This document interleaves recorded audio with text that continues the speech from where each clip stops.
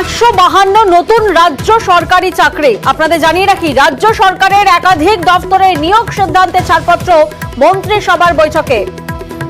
সোমরাজ এই মুহূর্তে আমাদের সঙ্গে রয়েছেন। সোমরাজ, তোমার থেকে জানার চেষ্টা করব কোন কোন দপ্তরে নতুন নিয়োগ হচ্ছে। দেখো, স্বরাষ্ট্র দপ্তর, প্রাণী সম্পদ দপ্তরে সব থেকে বেশি নিয়োগের সিদ্ধান্ত নিয়েছে রাজ্য মন্ত্রিসভা।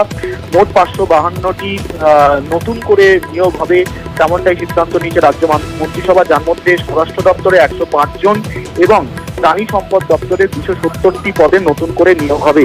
পাশাপাশি রাজ্য শিক্ষা দপ্তরেও বিপুল নিয়োগের সিদ্ধান্ত নেওয়া হয়েছে। বিশেষত শিক্ষকদের পূর্ণ সময় নয়, বরং ভলেন্টিয়ার টিচার হিসেবে নিয়োগের সিদ্ধান্ত নেওয়া হলো আজ রাজ্য মন্ত্রিসভার বৈঠকে।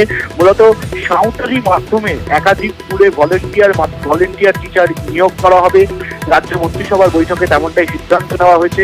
বিশেষত উত্তর দিনাজপুর, পশ্চিম মেদিনীপুর ও ঝাড়গ্রাম, এই 3 জেলায় সাঁওতালি ভাষায় যে স্কুলগুলি রয়েছে সেখানে ভলেন্টিয়ার টিচার নিয়োগেরও সিদ্ধান্ত নেওয়া হয়েছে। বেশ।